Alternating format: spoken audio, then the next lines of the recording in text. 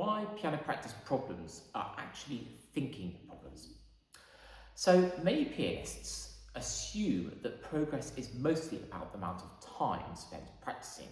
I've practiced for an hour, or I practice for 2 hours, or half hour every single day.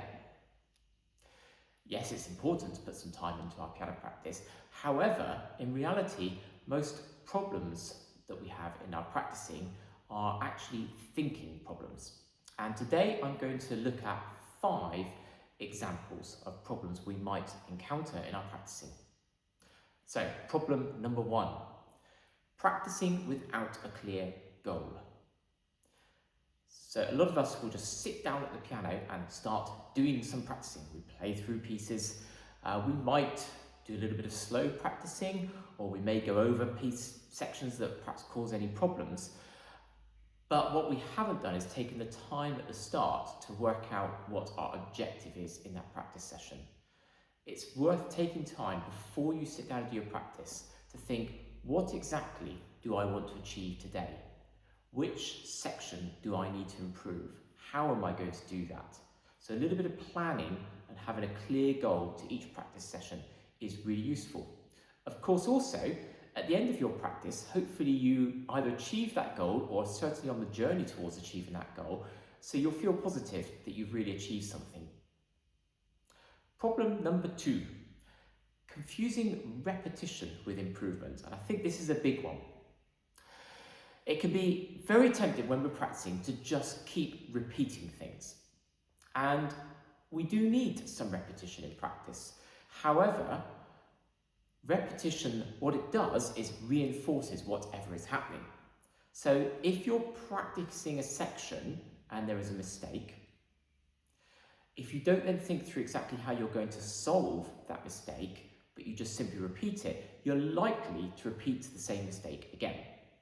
And I know I've been guilty of this, and I'm sure we all have, where we play a section, it goes wrong.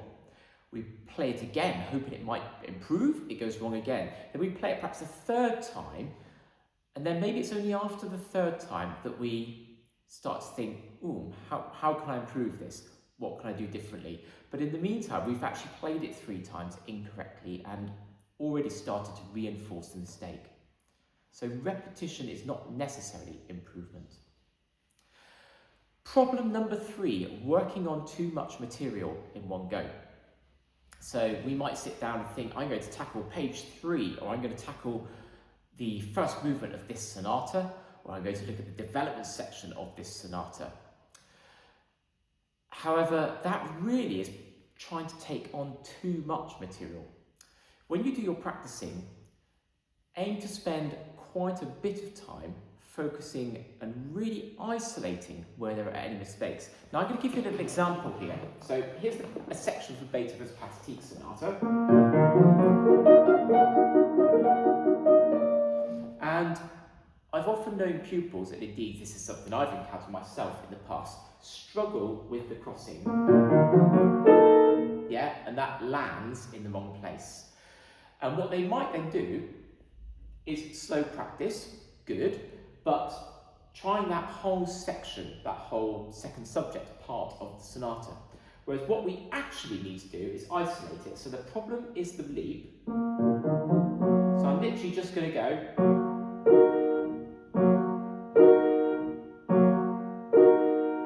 May even try doing that in a minute with my eyes closed. And check I can land on it really securely. So I'm literally just doing that move. I've really isolated it and worked on a small section. Then I can start to incorporate it.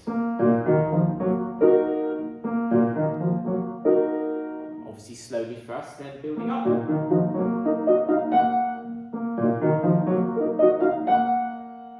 So don't try to work on too much at once. Really isolate where there are any problems. Problem number 4 is solving the wrong problem. So an example might be, I'm working on a section and I think there's a problem with the rhythm. Maybe I'm playing, say, this excerpt from the Fantasie Impromptu. And it's not coordinated. I think, there's rhythmic unevenness there. It's not working.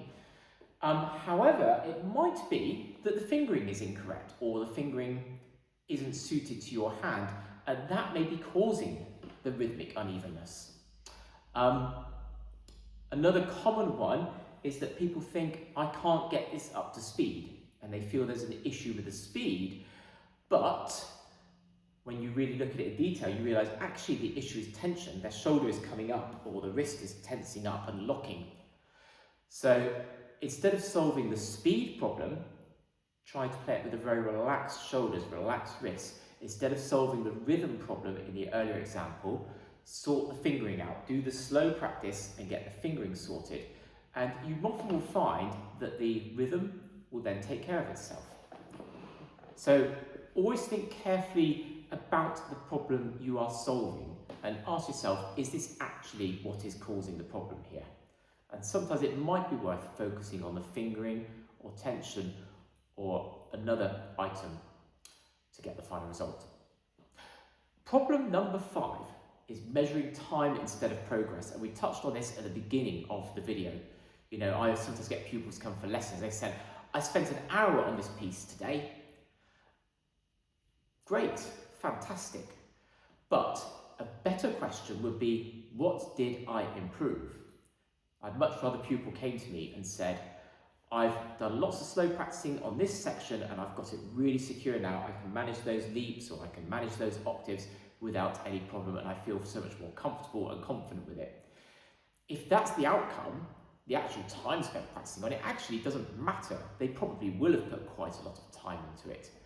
But the progress, the outcome of each practice session is far more important than the time spent. That takes us back in a way to problem number 1, doesn't it? If we've got a clear goal at the beginning of our progress, we know exactly what we want to achieve, then hopefully at the end of our practice, we can review and say that we've either achieved that goal or we're on the journey and we feel good about what we've done.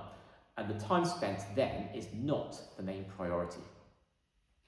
So, to conclude, better thinking equals better practice. When we're playing the piano, it's as much about what we're doing with our brains as what we're doing with our hands and the fingers. It's always knowing exactly what the problem is, how we're going to solve it, and thinking of achieving those goals. And better practice leads to better results. Any insecurities in the practice room, any bits that aren't quite comfortably under the fingers, is bound to show up when you do a performance, whether that's an exam, a recording, a pupil concert, or a more professional level performance. If your practice has really solved the problems and you feel you've really confident with the pieces, then you're going to get the results in your performances later on.